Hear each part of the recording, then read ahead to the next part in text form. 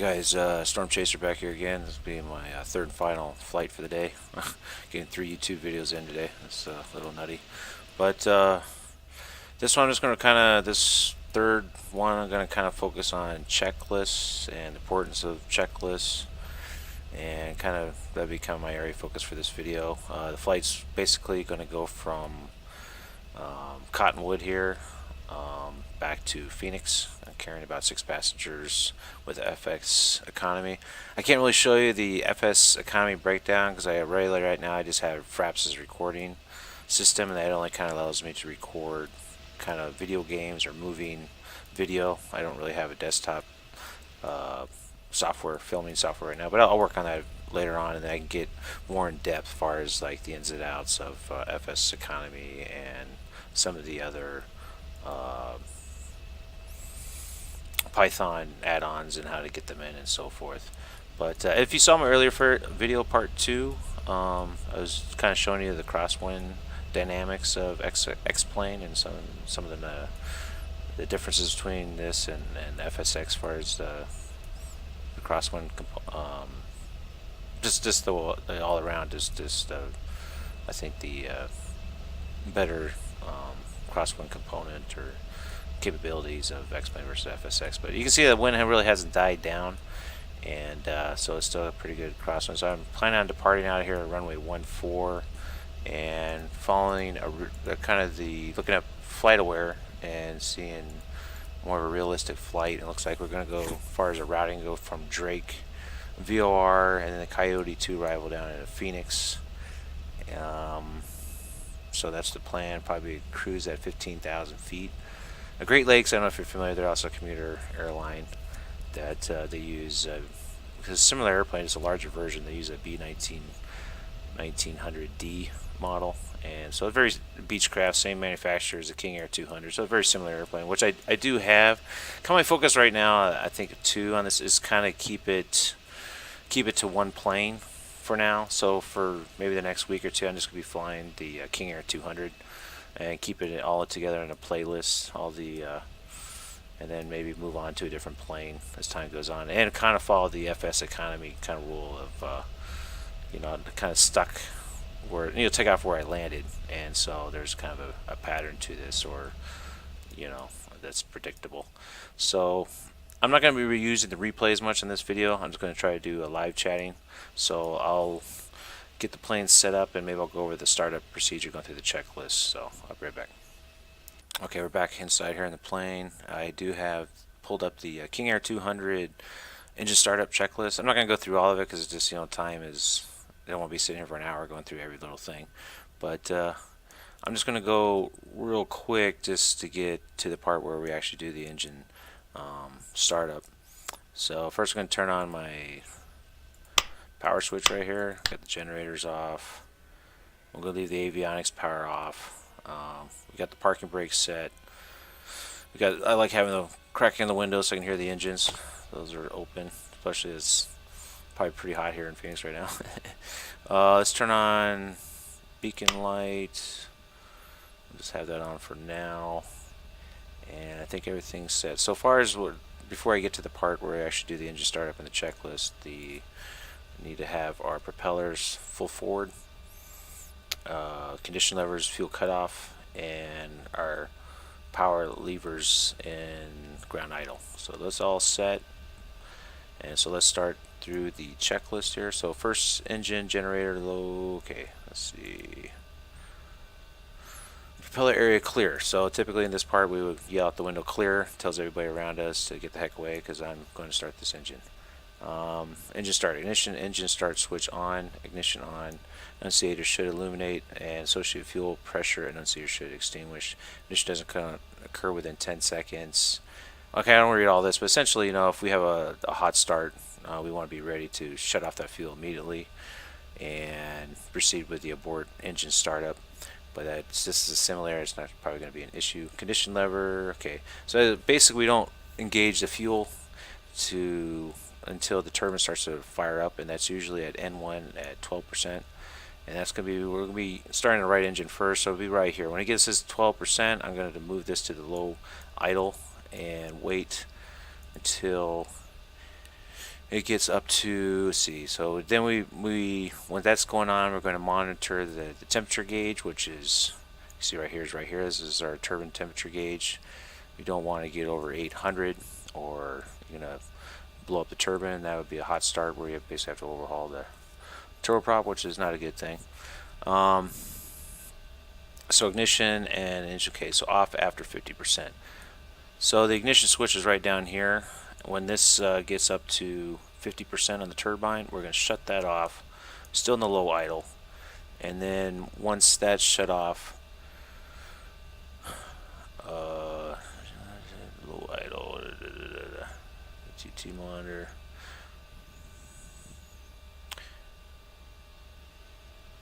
Trying to read and do this all at the same time. But after that, then we're going to put this all the way to the high idle and wait it to get up until it stabilizes. Then we'll engage the generator. So times the essence, let's start this up. So here we go. Going to start the right engine, clear. There goes up our NG. It's getting up to 12%. Okay, let's move it up to low idle. Then engage the fuel. See, the ITT is not really operating here, but everything's in the green. We're above 50. Let's shut off the engine starter.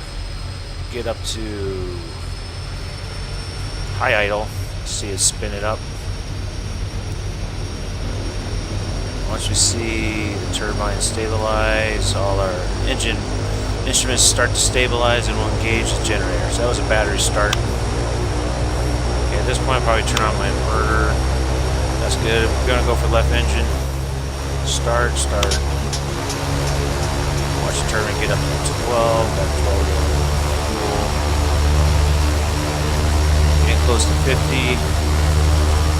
We'll shut off the engine, igniter, high idle.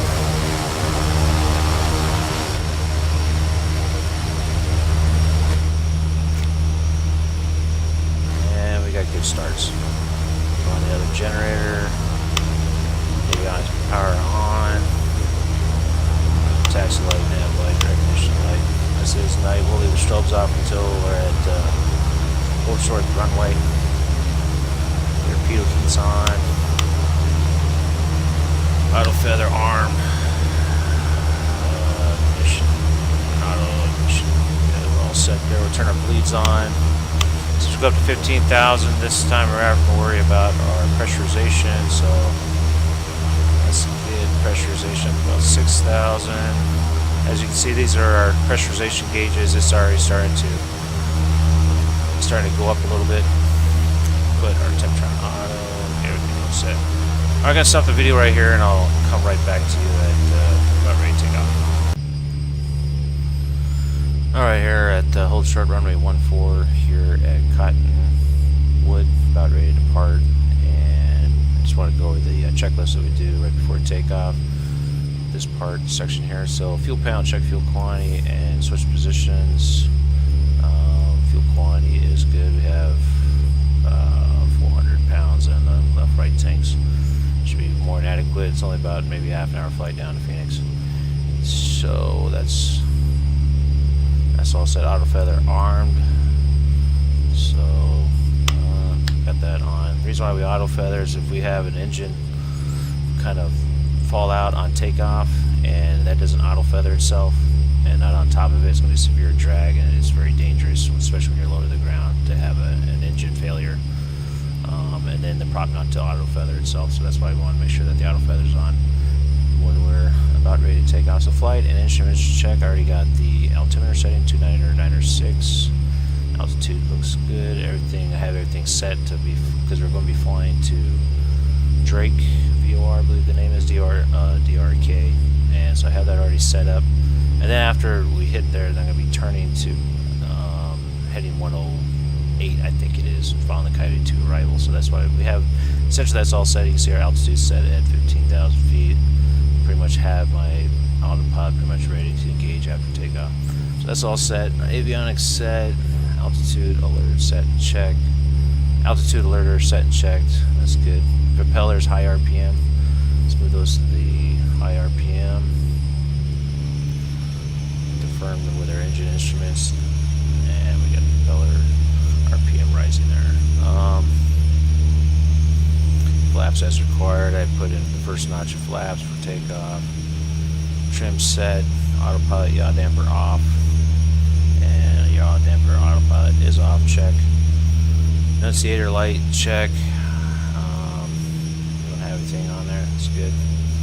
Flight controls, check. We already checked those. Departure briefing. So essentially we're going to be departing here, runway 14. If we do have an engine failure, we'll try to enter a left downwind and re-enter back into the traffic pattern to if any sort of failure.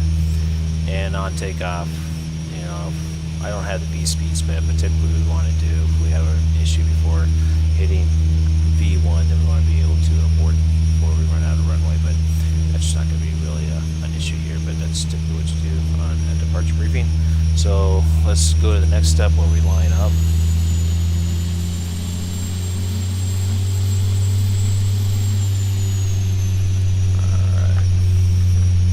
So, being, you know, I want this video turned into like a 30-minute craziness, I'm just going to try to keep this short. I'm not going to have the full takeoff here, but as far as the lineup, checklist, transponder we want to put to the altitude position. That is set.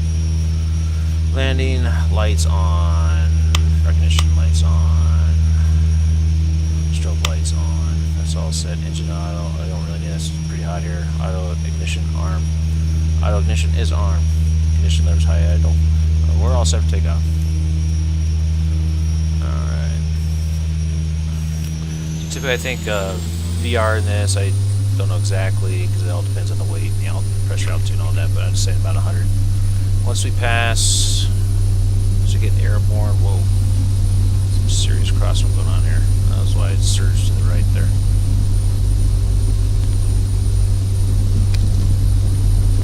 Okay, positive rate, gear up. And passing 105, we raise the flaps. And past 105, raising the flaps there. So we want to set climb power. Climb power on this is move the propeller, the prop lever. So we get about 1900. If you can see it right there, you can see I'm moving back the propeller RPM back to 1900 left-right engines. And then we want basically best climb rate. I just don't want a red line. You can see the torque right there. Don't want to go above red line. And we want to pitch for 160 knots. It's best climb speed up to sea level is going off by the checklist. And we're about right there. So you can see I'm kind of going a long way around here, but I'm trying to turn, get back on the you see the HSI there, trying to line up with course about 251. I had to Drake. We're about 24 miles from Drake. Once we hit the Drake, then we'll be turning head south towards Phoenix. So at this point, I'm going to pause the video. Well, not pause the video, but I'm going to just make a cut right here, and I'll be back with you maybe at cruise level. Okay, guys, back here, I'm pretty much at my cruising altitude now at 15,000 feet. I just want to go over a few things here. I got about 9 miles to Drake before my turn. Just another thing I'll let you know, I am flying slant alpha. What that means is I'm using VOR navigation. I'm not reliant on the FMS or FMC, however you want to say it, for navigation. So what it means, I basically got to stay alert because everything, all far as my turns, they're all manual. It's not, autopilot does not control it. So, which is kind of fun. I think sometimes you plug in your flight plan with your FMC and then you just kind of fall asleep. But this way, when you're flying slant alpha, definitely you have to stay awake where you can overshoot your turns real easy and always plan for the next leg, so which is usually 20-30 miles distance. But just kind of show you around the plane. It's kind of cool here as far as, you know, the sun setting. Kind of, this is back in the cabin. I thought it was kind of cool. You just kind of move this a little bit, light down, and then up here, I think this will control. Let's see if that does anything. No. I'll see if I can actually control the lights back here. That's off. No, I haven't really tried this yet. No, it does seem to be doing a floodlight, but oh, look at that. You can move those around. That's pretty neat. I don't know if you really have that much control like compared to FSX. So you can see that's pretty realistic looking. I'll show you here an outside view. Just to sun going down. Pretty sunset right there. Another thing I want to go over before pause for the next segment is as far as the pressurization controls here. So basically what I said, just set the cabin altitude here to 6,000, which is, you know, about average. Unfortunately, my pressurization controls are all hidden here on the Beechcraft right in front of the condition levers, so you can't really see it. So I did create a camera angle so you at least kind of see it. So you can see that our cabin altitude looks to be about 6,000. I think that's right, yeah, 6,000 feet. No, I'm sorry. Yeah, 6,000 feet right here. The outside is larger than, and then the inside one is the pressurization difference between the outside and the inside. So everything's to normal. You can see that we're pretty much gotten up to our cabin. So when I get close to landing, I think Phoenix is about 1,000 feet, so I need to lower this pressurization down to about 1,000 feet right before we start descent, and it should automatically, you know, start to descend the cabin automatically. So that's as far as I just want to go to the pressurization controls real quick. So I'm passing over here to Drake, so I need to do some navigate a little bit, and I'll be right back. Alright, so I've done those little turns here and there. We got about, we're headed direct to the Phoenix VOR, so we got 58 miles, 58 nautical miles to go. So we got a little time. I'm sending down 11,000 feet as per the Coyote 2 arrival across WeBad at 11,000.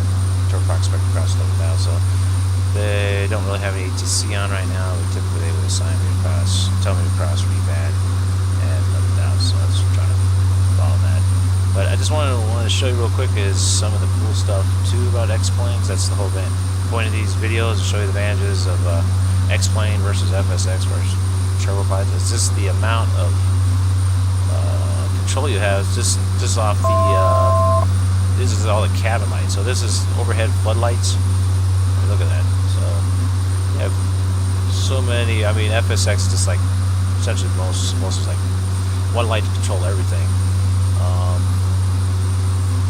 Sometimes it's a little bit of problem because you can't even, you don't know which light switch to use. So see, those are like with that off right there. I can't even see what those controls are, and then I can just turn on. I guess it's called the sublight panel, and now I can see everything again. So it's just pretty cool as far as this basically just turns all the floodlights on.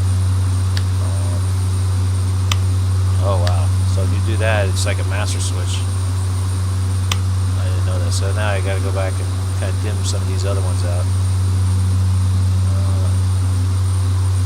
I like that. Yeah, that's kind of. I kind of like seeing the engine instruments illuminated, but not so where it's so bright that you can't even see outside. Because I think that really, especially in real world flying, you want to keep the lights as dim as possible so it doesn't interfere with your night vision.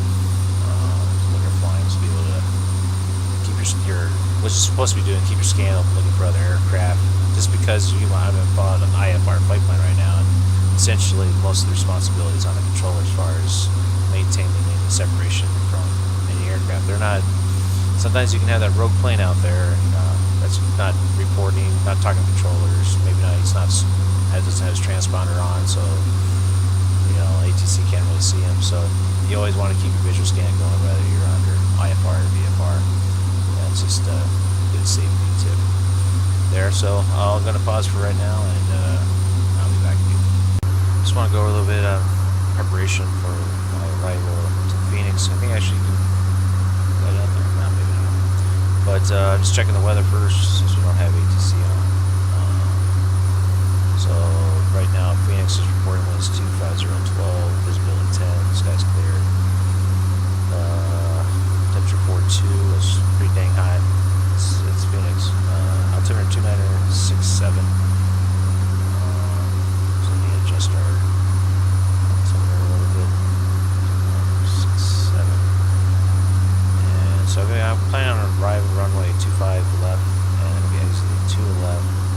I'm not sure exactly where transient is, transient parking, but I believe it's on the left side. I'm just going to say, I know they have the cargo ramps down there, some of the Air National Guard, whatever it is. But, yep, and so, I mean, skies are clear, obviously. I'm not going to really worry too much about it. An IFR, as long as I got the, gonna be doing a visual approach, they call it, and plan on runway 25 left, so we entering a right downwind for runway 25 left, and that's basically about it for right now. And I'll be come back to you when I'm getting closer to the airport. All right, I'm getting pretty close right now. I'm about 17 miles off from Phoenix, and coming in from the north. You can see it out there. One other thing about X-Plane is kind of blows up FSX is the night visuals, or just the night lighting and everything else. I mean, it's just awesome. You can see actually individual cars down there moving. Sometimes you can even see cop cars. So I mean, most of the roads, not all the houses and obviously all that are not really simulated that well, which I really don't care about that much anyways. But the streets, which are, you know, the freeways and major roads are simulated, which are very, very helpful, especially at night, as far as land navigation or dead reckoning. So that's really handy. Right now, I'm going to be entering a right downwind from runway 25 left. So I'm going to actually start the turn right now. And I'm also going to report on Unicom's. So let's say Phoenix, because I am on FATSIM right now. Entering right downwind.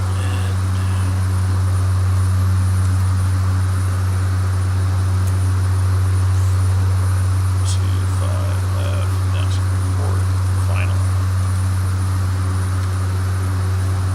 So just that there is another aircraft out there that just texted American Airlines. Oh yeah, United 483. So he's quite a ways out, 160 miles out for the same runway, but I don't think he's going to be an issue. But I'm just being courteous. Or he's actually should, even if nobody's out there or not, should always report on Unicom when you don't have any air traffic control. Right. And also, I'm just sending down to 2500, and I'll be right back with you when I'm on final.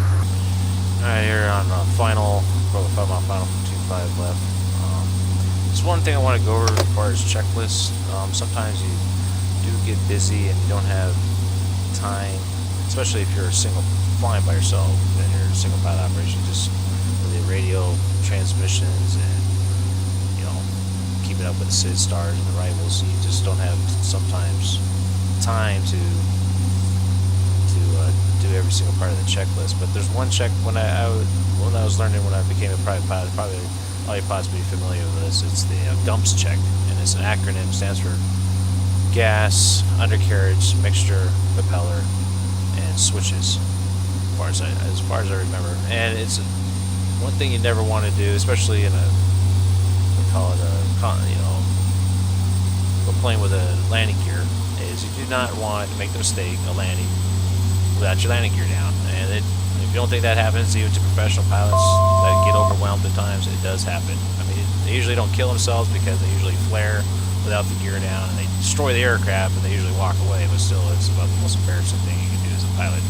So that's why you always, like on final, I always do it, even if I don't do it out loud, I always do a G.U.M.P.S check. So that's what we're going to do right now. So we're going to check the gas. We do have gas. The gas tanks are on, and that's good. So next thing is undercarriage. We have gear is down, 3 green. We're good there. Now, as far as mixture, you can also substitute condition levers for that. You want high idle, which we do have.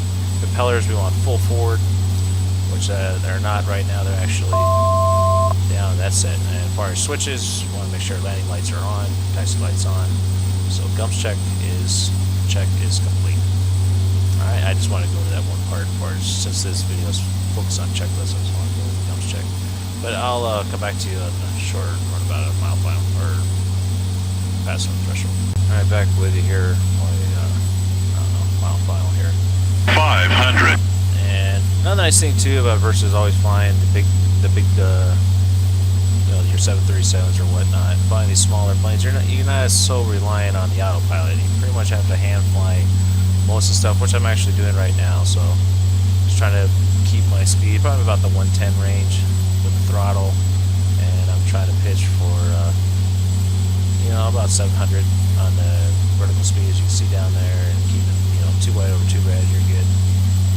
And just kind of, sometimes you get too reliant on the autopilot, especially for big pilots, and this we call a skill attribute. It just basically your skills just start to deplete no matter how good of a pilot you are. So hand flying, the general aviation aircraft really does keep your skills top notch, even on the simulator, compared to some of your 737 or 777 cabins. So I'm not doing this on a replay, so this is live. So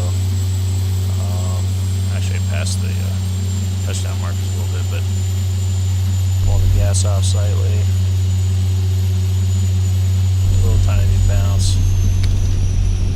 Engage your reversers. I'm not gonna really. I'm actually gonna do a long rollout here because the parking where we started from this morning is pretty much at the end of the runway here, and 25 left up here on the left. But another nice thing you can kind of see just me rolling out here is just the how nice X-plane night lighting is. I mean, it just looks real. I mean, you can see the street lights there on the horizon. How they just kind of almost look like they're illuminating a little bit of a fog out there. You see the cars moving around, and I mean, it's just no pun intended, but it's just night and day compared to FSX as far as the night lighting.